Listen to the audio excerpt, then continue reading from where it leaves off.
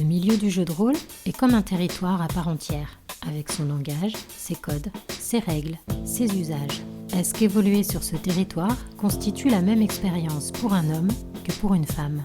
Est-ce que tomber amoureuse de donjons et dragons et créer tout un univers ultra complexe et précis suffit pour être adoubé quand on est noob ? Ou faut-il s'armer du double de niaque et du triple de précision ?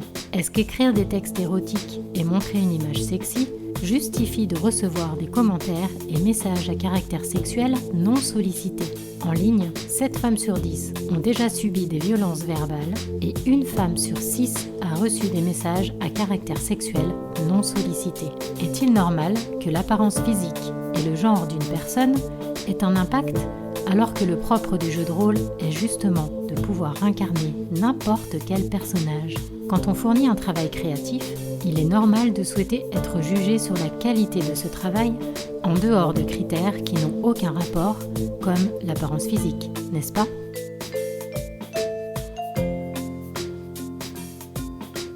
Bonjour et bienvenue dans mon podcast Deep Impact.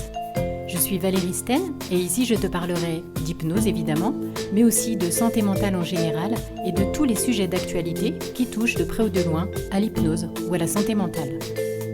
Parfois tu auras affaire à moi toute seule ou à d'autres moments à mes invités, qui seront tantôt des experts dans leur domaine, tantôt des personnes qui viendront témoigner de leur vécu afin de partager tout ce qu'elles ont traversé. Bonne écoute! Salut Cax! Bonjour! Écoute, je suis ravie de te recevoir aujourd'hui pour une thématique bien particulière. En fait, c'est en voyant tes posts réguliers sur un sujet bien particulier que j'ai eu envie de faire ce podcast avec toi et tu as gentiment accepté. Donc, je te remercie beaucoup pour ça. Merci à toi pour l'invitation, ça me fait très plaisir. Est-ce que tu souhaites expliquer la thématique ou tu préfères que je le fasse? Ah, je préfère que tu le fasses. Très bien. Alors, comment je vais formuler ça? Hem, la thématique du jour, c'est, la posture, de femmes dans des milieux qui sont plutôt masculins et ici, en l'occurrence, on va parler du milieu du jeu de rôle. C'est une thématique qui me tient pas mal à cœur parce que, j'ai des amis qui sont dans le milieu du jeu vidéo et qui ont un peu les mêmes genres de problématiques et donc ça m'intéressait de parler de ça avec toi aujourd'hui. Donc pour résumer, nous allons parler, des postures sexistes dans le milieu du jeu de rôle. Eh oui, un vaste sujet, un grand débat. Mais qu'il est important, je pense, de voilà, de Tout à mettre fait. un Ah petit oui, bien sûr. mmh. Avant qu'on commence, est-ce que tu serais d'accord de te présenter en quelques mots pour les personnes qui ne te connaîtraient pas? Mais bien sûr, et j'espère qu'il y a beaucoup de gens qui ne me connaissent pas justement et qui vont me découvrir à travers cette interview. Je m'appelle Cax, c'est un pseudonyme bien sûr. Je suis MJ, maître de jeu, maîtresse de donjon, comme j'aime bien le dire aussi en plaisantant, depuis un peu plus de 2 ans maintenant. Je suis tombée dans le jeu de rôle très tardivement. Ça a été assez miraculeux pour moi, assez novateur, et j'ai très vite compris que je voulais m'y intéresser, m'y investir à 100%. Je voulais faire vivre des émotions, je voulais donner des histoires, je voulais construire des univers où tout le monde pouvait exister pleinement à l'intérieur. Et aujourd'hui, j'ai créé un projet qui s'appelle La Lance Brisée avec d'autres personnes, qui est un actual play, donc des parties de jeux de rôle filmées, et je fais tout pour que ce soit la communauté ou l'espace qu'on a nous-mêmes en tant qu'acteurs et animateurs, soit vraiment une safe place, un espace cool, drôle, où tout le monde peut s'exprimer de manière un peu libre.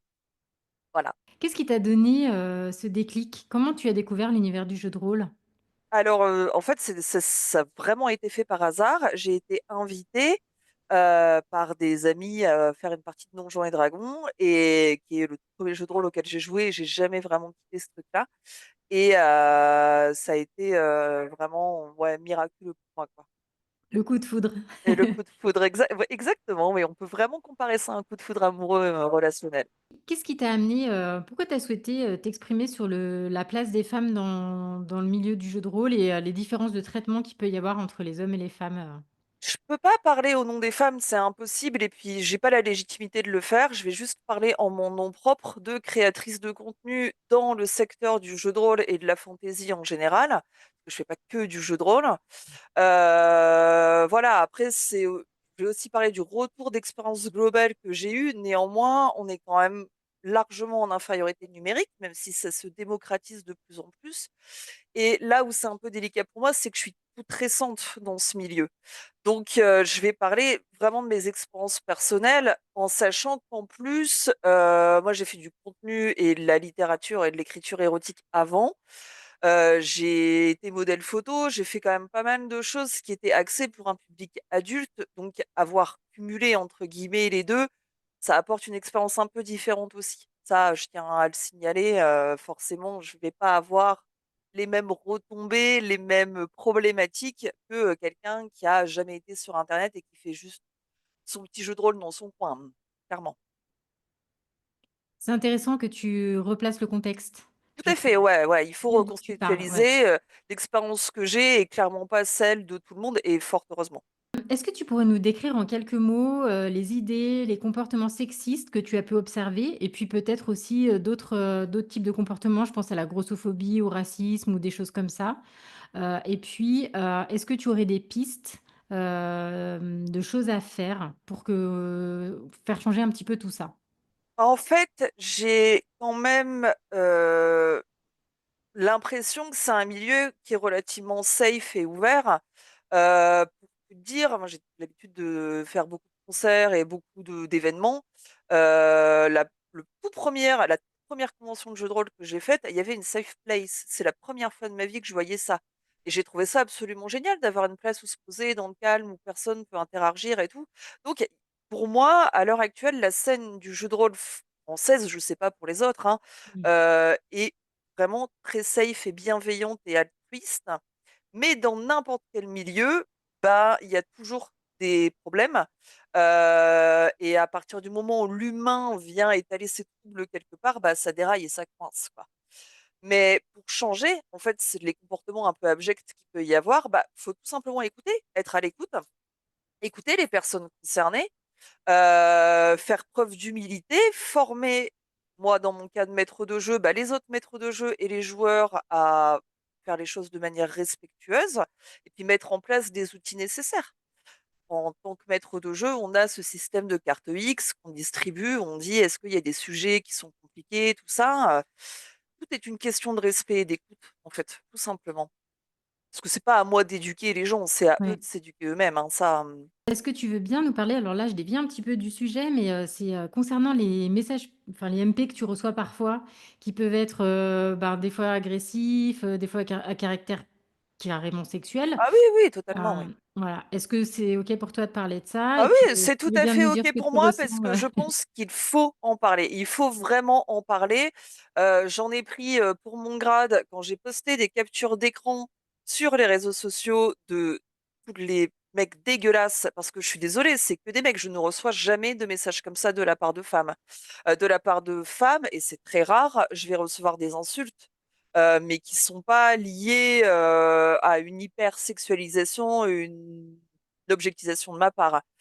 C'est vraiment juste des insultes, bas de gamme, quoi.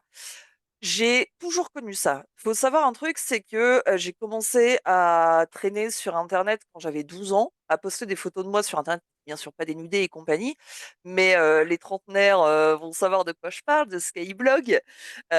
Donc j'avais des Skyblog avec des photos de moi, j'écrivais des histoires, je faisais des dessins, je faisais tout un tas de trucs, donc ça fait 20 ans que je m'expose sur internet et c'est pas du tout emblématique, du milieu du jeu de rôle, mais plutôt Oui. des hommes en général. Hem, je me suis aussi, laissée tenter par Twitch, quand j'avais, 22-23 ans.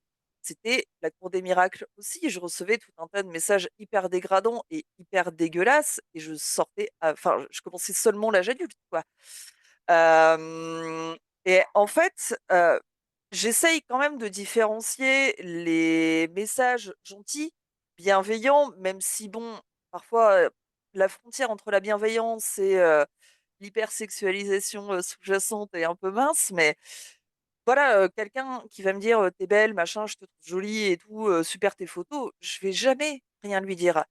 Là, on a encore reçu un commentaire sur TikTok pour la Lance brisée, donc projet de jeu de rôle. «Ah, elle est bonne, la maître de jeu, elle a des gros seins». Et là, tu fais: «Mais qu'est-ce que ça vient faire dans ce que je propose comme contenu?» J'aurai une plateforme pour adultes où je posterai explicitement des photos. Bon, déjà, il y a l'art et la manière de dire les choses, mais enfin, je comprendrai à la rigueur qu'il y ait des messages qui m'objectifient. Là, pour du jeu de rôle, je vois pas l'intérêt, en fait. En plus, on voit juste ma tête, on voit rien d'autre de mon corps. C'est ça le truc, c'est vraiment poser des limites. Et en fait, à partir du moment où je les pose, en séparant bien le côté contenu de jeu de rôle des photos que je peux faire, bah là, je me prends toute une armada de commentaires de merde, quoi. Et c'est épuisant parce que ça te fait douter sur ton rôle de créatrice de contenu. Est-ce que les gens me suivent par rapport à ce que je représente sur Internet ou par rapport au contenu que je produis? Est-ce que bah, je me montre un peu trop à l'aise dans mon corps et du coup, est-ce que je laisse un droit d'accès à moi? Enfin, c'est ça, tu vois, qu'on doit déconstruire, en fait, au final. C'est pas parce que je fais des photos et que j'ai une apparence physique que derrière, j'ai un quotient intellectuel inférieur à zéro. C'est vraiment très problématique, en fait. Ça me met dans une posture inconfortable. Alors maintenant, je suis tout à fait à l'aise, mais je pense que quelqu'un qui a eu un passif de photos un peu dénudées sur Internet, voire même plus, hein, et qui essaye de faire du contenu créatif, ouais, doit être bien préparé à recevoir des messages pas très cool et c'est dommage. Ça me fait penser, j'ai vu une interview récemment de Ovidie, je ne sais pas si tu Oui, vois qui ah bah, c'est? tout à fait, oui, Et oui, elle qui a un disait que ça parcours fait, admirable. genre 20 ans qu'elle produit des documentaires, qu'elle écrit des bouquins et on lui parle toujours que Bah, du oui, mais bien porno, alors sûr, que c'est une part infime de son travail. Mmh. mais tout à fait, ça poursuit à vie. Quand on dit que tout ce qui est sur internet reste sur internet, c'est entièrement vrai. Après, il faut assumer tout ça, mais c'est quand même, à la longue, lassant de devoir se battre, et d'essayer de montrer qu'on sait faire des choses et pas juste, qu'on présente une enveloppe physique. Ouais, ça nécessite de 2 fois plus de travail quoi, finalement. Exactement, ouais, ça nécessite 2 fois plus de travail. Mmh. Et d'après toi, pourquoi c'est compliqué pour certains hommes, justement, de comprendre qu'avoir une image sensuelle ou sexy, ça veut pas dire que, voilà, que c'est la porte ouverte à toutes les fenêtres et qu'ils ont tous les droits, à t'objectifier et cetera, pourquoi tu penses que c'est quelque chose qui est difficile à déconstruire, justement? Bah, parce qu'en fait, depuis la nuit des temps, on apprend aux hommes que le désir des femmes est là uniquement pour leur consommation. Moi, si j'ai fait de la photo de charme, si, j'ai fait de l'illustration érotique, si j'ai fait pas mal de choses, pour adultes, c'est parce que j'en avais envie. C'est parce que c'était quelque chose qui me passionnait. C'était pas pour faire plaisir aux hommes. Si je décide de m'habiller demain en mini short avec des talons de 20 centimètres, bon là, je suis en débardeur dégueulasse et avec un vieux pull, mais c'est parce que je suis à l'aise et que j'en ai envie. Pareil, si je vais mettre des tenues hyper sexy, c'est pour moi et avant tout pour moi. Le problème, c'est que on a toujours éduqué les hommes à travers l'histoire, hein, que le désir des femmes, c'était leur consommation, c'était leur propriété et on les a peu éduqués à la notion de consentement ou à faire la différence entre l'image et l'intention et ça, c'est hyper problématique et c'est très compliqué pour un homme de se déconstruire et ça demande un travail gigantesque. Sans virer dans l'humiliation ou la flagellation. Tu vois ce que je veux dire? Ouais, Parce que tout à ça fait. aussi, c'est un truc moi je suis pas misandre, j'ai aucune légitimité à dire que je suis misandre. Au contraire, Oui, au j'aime les contraire. hommes et les femmes et j'aimerais qu'ils cohabitent ensemble et les trans et voilà, et les non binaires, tout ce que tu veux, mais je voudrais que tout le monde cohabite ensemble dans un cercle mutuel qui est le respect. Et je suis pas là pour éduquer qui que ce soit, mais je peux juste inviter les gens à se renseigner et à commencer, en fait, à se déconstruire progressivement. C'est long, c'est chiant, oui, effectivement, de se renseigner, mais c'est nécessaire pour le respect et la bienveillance et l'empathie. Mmh. Oui, je pense que l'empathie, c'est un petit peu la base, quoi. Essayer de Oui, réfléchir à l'impact que ça peut avoir sur la personne en face, c'est déjà un premier pas, intéressant. tout à fait. Mmh. Écoute, si tu es d'accord, on va parler un peu plus de la lance brisée. Bien sûr, Alors, déjà, est-ce que tu peux nous expliquer en quelques mots de quoi il s'agit? Et puis après, je te poserai une question plus précise. la lance brisée, c'est des parties, ce qu'on appelle de l'actual play, donc des parties de jeux de rôle filmés où, on se filme avec un groupe de d'acteurs. Sur des aventures, sur un lore en fait, un univers qu'on a créé nous-mêmes, de A à Z. Donc on part sur les règles de Donjons et Dragons, mais on utilise notre propre monde, notre propre lore.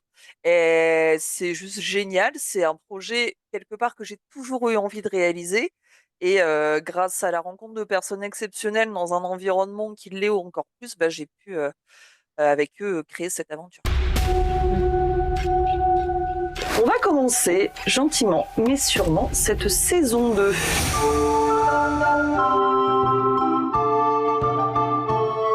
Et votre épée est magnifique. Et je vais tout de suite utiliser mon sort de déguisement. Pour du coup être propre sur moi-même. Je pense que dans un premier temps, j'accepterai votre proposition de discuter avec votre maître. Et bonjour messire. Bah pareil, je suis étonnée du comportement de Sylvain. C'est une fiente de pigeon. Il ne vaut rien. Absolument rien. C'est un manant. Je suis pas attaché à eux. J'ai eu des visions d'orques se défenestrant et de gens qui sautaient de falaise après avoir observé mon faciès. Et du coup, est-ce que tu as eu des obstacles au moment peut-être de la création ou après plus tard au moment de la publication? Est-ce que tu as ressenti qu'il y avait peut-être soit des injonctions, soit des obstacles que tu as dû surmonter en tant que femme, par exemple?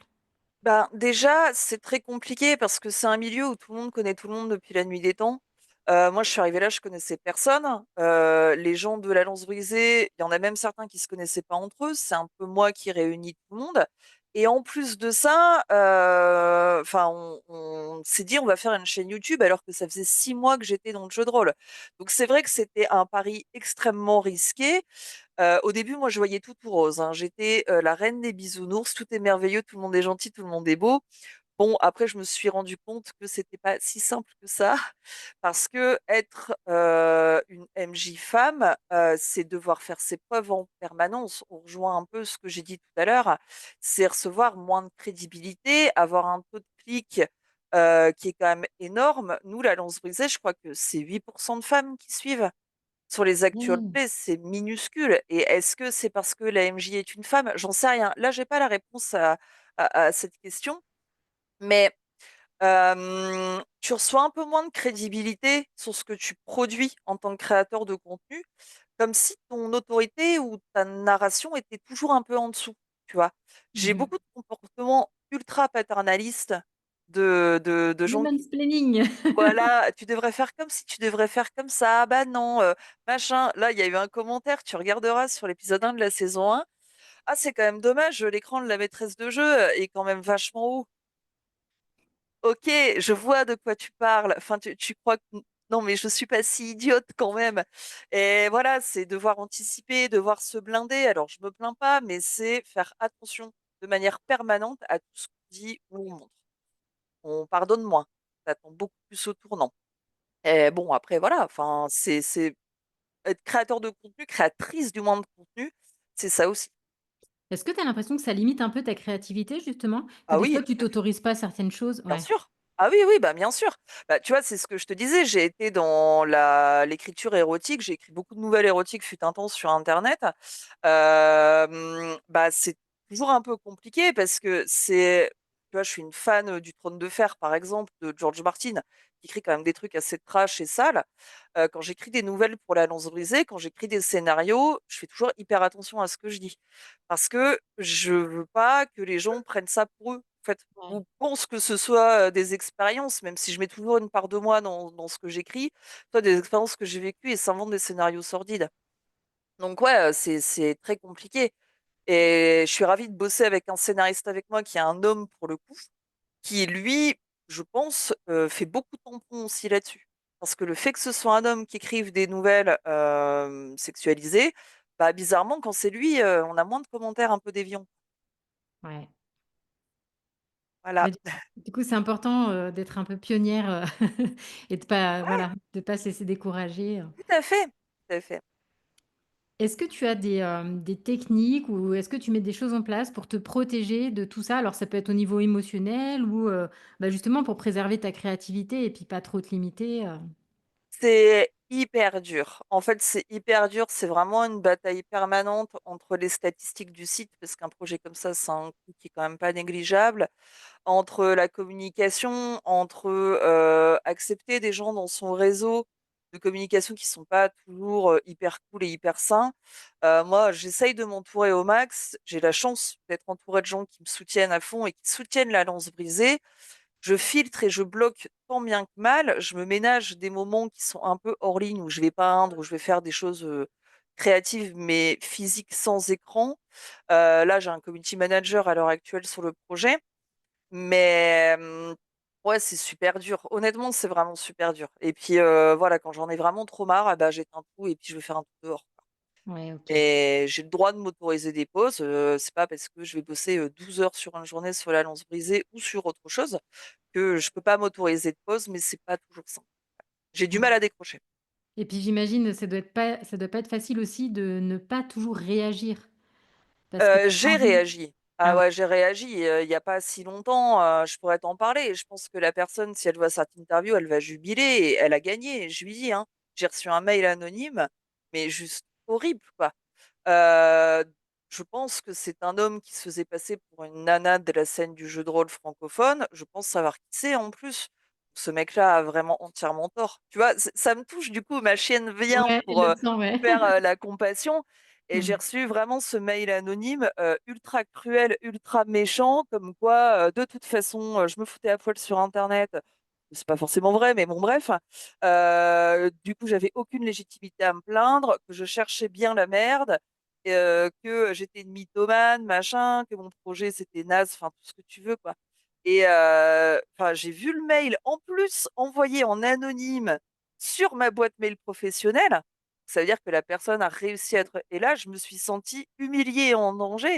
Et c'est Ouais. pas normal, tu vois. Ouais, c'est très intrusif. C'est hyper intrusif, c'est hyper intrusif. Et franchement, enfin, ouais, je trouve que ça se fait pas, quoi. Tu vois, quand je reçois des invitations LinkedIn de mon compte pro, c'est facile d'avoir accès à mon identité sur internet, je ne m'en cache pas non plus, mais de fans qui suivent la Lance brisée pour savoir où je travaille, pour savoir mes activités, professionnelles et tout, je trouve ça atroce, quoi. Quand je reçois des messages: «Ouais, je t'ai vu à telle convention, je t'ai suivi, mais je t'ai regardé, mais j'ai pas osé te dire bonjour». Enfin, moi, ça me met vraiment dans des états de malaise.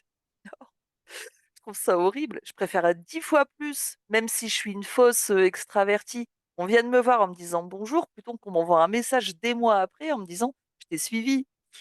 Non, s'il vous plaît, faites pas ça, c'est super cringe. Voilà.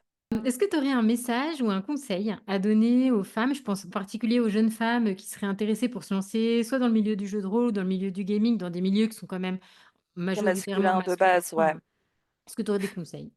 Faites-le, lancez-vous, n'écoutez pas ce qu'on vous dit, ne prenez pas peur, mais surtout, entourez-vous. C'est hyper important. Entourez-vous de gens sains, entourez-vous de gens, qui vous soutiendront si jamais il y a un pépin, si jamais vous ne vous sentez pas en sécurité, si jamais vous prenez des mails ou des insultes anonymes. Parce que je l'ai toujours dit, et même moi qui ai 20 ans sur internet, d'ancienneté, on va dire ça comme ça, j'ai l'impression d'être une vieille mamie quand je dis ça, mais c'est vrai. Heu, je vais recevoir 100 compliments, une insulte. L'insulte que je vais recevoir va me faire 100 fois plus mal que les 100 compliments. Mmh. Et faut vraiment se dire qu'on n'est jamais en trop sur internet. C'est pas parce qu'on est des centaines de milliers de créateurs de contenu et surtout créatrices de contenu maintenant que, on est en trop. Faut juste chercher les bons espaces, faut les créer s'il le faut, et puis il faut vous entourer de gens qui vous élèvent spirituellement, psychologiquement parlant. Et souvenez-vous que vous n'avez rien à prouver à part à vous-même. Vous êtes légitime de faire ce que vous voulez. Point. Ouais, c'est très intéressant cette question de la légitimité. Ah bah oui, bien sûr. Oui, parce qu'on a tous et toutes, en tant que créateurs, créatrices de contenu, le syndrome de l'imposteur, hein, ça je l'ai Mmh. remarqué. Je pense que le jour où quelqu'un se dit: «Mon contenu est parfait, j'ai rien à toucher», c'est mmh, enfin, il faut que la personne s'arrête de créer, en fait. Et c'est normal. Enfin, je veux dire, c'est embêtant, faut voir jusqu'où ça va, faut pas que ce soit handicapant sur la productivité. Et le syndrome de l'imposteur, c'est quelque chose qui est ancré en chaque créateur, chaque créatrice. Mmh. Est-ce que tu as l'impression que, il y a une solidarité féminine ou qu'au contraire, c'est pas encore ça, il y a un peu une misogynie intégrée? Enfin, intériorisé Alors, je saurais pas trop te dire parce que j'ai jamais trop collaboré avec d'autres créatrices de contenu dans le milieu du JDR. J'ai eu en fait des invitations plusieurs fois à des événements et ils ont tous été annulés parce qu'il y a toujours eu des problèmes d'indisponibilité, il y a toujours eu des soucis et compagnie. Ensuite, j'ai l'impression qu'il y a vraiment deux grandes divisions sur les créatrices de contenu du jeu de rôle.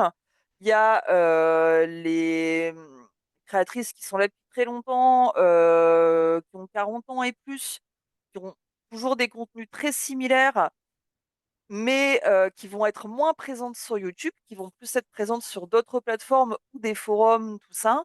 Et puis, OK. elle est créatrice de contenu assez jeune et dynamique. Attention, je dis pas qu'à 40 ans, t'es pas jeune, hein, mais du coup, voilà, qui vont plus être dans la tranche de la vingtaine, qui vont proposer une toute autre forme de contenu, qui vont se mettre sur des plateformes beaucoup plus récentes comme TikTok notamment, ou les shorts réels YouTube, tout ça et qui vont avoir un contenu de consommation, entre guillemets, OK. qui va moins être dans l'historique du jeu de rôle en France, mais plus dans l'achat de nouveautés, de produits et toutes ces choses-là. Et en fait, comme je pense que je me situe dans aucune vraiment des deux fourchettes et que je propose un contenu qui est un peu différent, parce que la Lance Brisée, c'est pas juste une émission sur YouTube, il y a des récits, des dessins, là, il y a une BD, enfin, il y a tout un tas de trucs. Du coup, moi, j'ai un peu du mal, je parle pas trop aux gens, OK. donc c'est un peu, voilà, je fais mon truc dans mon coin et je suis vraiment une nerd à 100%. J'essaye de répondre un peu à tout le monde sur internet, c'est pas facile. Tu dirais que finalement, il y a un peu plus de, enfin, ce qui se joue plus, plutôt que le côté sexe, enfin genre, ça va être plutôt le côté, si tu es noob, si tu débutes ou si tu es dans le milieu depuis longtemps. Ouais, voilà, ouais, tout à fait. Tu vois, les premières conventions de jeux de rôle que j'ai fait, j'ai eu tout et son contraire. C'est-à-dire que quand on a été invité avec le nom de la Lance Brisée, alors qu'on est tout petit, enfin 6 000 abonnés en soi sur YouTube, c'est rien, quoi.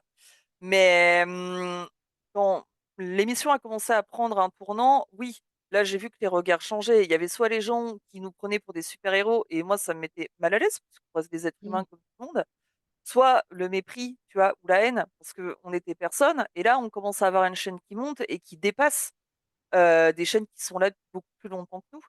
Et bah, on les dépasse pour des raisons X ou Y, quoi. Mais moi, ça veut pas dire que les petits créateurs de contenu, je les méprise, loin de là, au contraire. Mmh. Et c'est ça qui est un peu problématique. Et en plus, le fait d'être une nana, c'est encore plus problématique parce qu'il y a toujours cette espèce d'épée de Damoclès au-dessus de ma tête qui me dit: «Mais les gens, ils te suivent juste parce que t'es une fille. Toi, néné, toi, femme, toi, t'as des fans», tu vois? Non, ça marche pas comme ça, en fait, non, les gens se taperaient pas 45 minutes d'épisode juste pour ma tête. Enfin, s'ils le font, honnêtement, grand bien leur face, mais j'en doute. Bah, écoute, je crois qu'on a fait le tour. Est-ce qu'il y a un sujet ou une question que je n'ai pas abordée et que tu souhaitais développer? Non, bah, là, la danse brisée prend toujours son essor, donc ça fait extrêmement plaisir. Rappeler que, bah, l'imaginaire, ça façonne aussi le réel. Quand j'étais petite, tout le monde me disait: «Oui, elle est dans sa lune, elle est dans sa bulle, oui, elle vit avec, ses animaux préhistoriques, ses machins, ses bidules». Bah, en fait, c'est trop bien de faire ça et j'ai mis 32 ans de ma vie avant de le comprendre. Et quand on crée un monde, on choisit ce qu'on y met et pourquoi continuer à reproduire les oppressions, les merdes, excuse-moi de ma vulgarité, hein, mais qu'on vit tous les jours. Et que le JDR, bah, ça peut être un outil puissant d'émancipation qui mérite qu'on s'en serve conscieusement et qu'on arrête de balancer de la haine, qu'on arrête de balancer des bas stériles, des insultes anonymes sur Internet, tout ça. Et au contraire, qu'on fasse les choses de manière belle, créative, douce, inclusive, respectueuse. Voilà. Super, je suis tout à fait d'accord avec toi. Je rebondis sur l'aspect, imagination en fait. Il y a des études qui ont été faites sur, les enfants qui lisent beaucoup d'heroic fantasy et de contes et cetera et en fait, ce sont les personnes qui s'en sortent le mieux dans la vie parce que Ça quand m'étonne elles ont pas. des problèmes et ben, elles sont capables de créer, des solutions. Donc Moi, je te ça a toujours été mon échappatoire, hein, l'imaginaire. Chaque fois que j'ai eu des situations de stress, des situations d'angoisse, je mettais mes écouteurs. J'écoutais alors beaucoup de BO de films et de jeux vidéo, hein, Et puis j'allais faire un tour dehors en m'imaginant des scénarios mais totalement incroyables. Mais ça a toujours été ma soupape de sécurité. Et en fait, maintenant que j'ai le jeu de rôle, bah, en fait, je vais réfléchir à tout ce qui est aspect du jeu de rôle. Ouais, Et c'est incroyable. Ça a été un changement radical dans ma vie. trop bien. Et je trouve ça chouette qu'en partant d'une base, bah, il y ait Ouais, voilà, tout ce réseau en fait de choses créatives, que ce soit les histoires, les univers, les dessins, les personnages. Enfin, c'est ouais, c'est fou, c'est fou. Je pense vraiment que ouais, quand on fait partie de cette caste d'enfants très on se sent pas légitime dans un monde, voilà, le monde un peu nul, la vie un peu terne, un peu morne. On est dans son coin à faire ses dessins, ses histoires avec ses dragons, ses chevaliers et tout. Et découvrir le jeu de rôle pour moi, en ayant été cet enfant, ça a été une méga claque, ouais. C'est trop bien. ah, c'est beau. Ouais, grave. Est-ce que tu aurais une actu que tu souhaiterais partager? Alors honnêtement, je travaille toujours, sur la bande dessinée. Ça fait quelque temps maintenant que je dis ça, mais en même temps, c'est vrai. Je travaille toujours dessus. Je refais un peu de gaming. J'avais un peu abandonné les jeux vidéo, depuis quelque temps, mais là, je m'y remets et les jeux vidéo, c'est aussi un bon échappatoire pour moi, pour incarner des personnages puissants, libres, super balèzes, qui défoncent la tête de tout le monde, chose que je ne fais absolument pas dans la vie de tous les jours. Et voilà, donc je me remets un peu à ça. Donc il y a aussi un Twitch, de la Lance Brisée où vous pouvez me voir de temps en temps, dans des pérégrinations virtuelles, en plus du jeu de rôle. Voilà. D'accord, mais je savais pas. Bah, maintenant tu le sais. Où est-ce que les personnes peuvent te contacter si elles veulent travailler avec toi ou si elles veulent en savoir plus sur ton travail? Vous pouvez me contacter à lalancebrisée@gmail.com, tout simplement. C'est l'adresse mail où je suis le plus réactive. Alors il y a pas que moi dessus, mais ça permet aussi de filtrer sur ce que les autres peuvent faire et ce que moi je peux faire. Et si vous avez besoin de me contacter, au enfin de contacter Cax du coup, vous mettez juste dans l'objet du mail que c'est pour moi, il y a que moi qui l'ouvrirai. OK, super. Puis je mettrai tous les liens aussi pour, bah, la chaîne et cetera. Merveilleux, super. Bah, je crois qu'on voilà, on a tout balayé. J'ai une dernière question pour toi. Dis-moi C'est tout. une question culturelle que je pose à la fin de tous mes épisodes. Est-ce que tu aurais une référence culturelle? Ça peut être un film, une BD, un album, ce que tu veux, quelque chose qui récemment, t'a touché particulièrement? Alors j'aurais pu te parler, du décadentisme et du naturalisme, dont je parle assez régulièrement dans les interviews parce que ça influence énormément mon travail d'écriture. Mais mais la semaine dernière, il y a eu le remake d'Oblivion, qui est un de mes jeux vidéo préférés, qui a refait surface et voilà, je suis une grosse nerd, donc pour moi, je vais plutôt parler d'Oblivion. Et même si j'arrête pas de râler sur, Bethesda, donc qui est la boîte d'édition, même la chienne, quand je parle d'Oblivion, en a marre. Enfin, voilà, je suis archi fan, quoi, donc je suis trop contente à l'idée que ce jeu soit revenu. Et si vous n'avez jamais joué à Oblivion, mais jouez-y, c'est incroyable comme jeu. Voilà.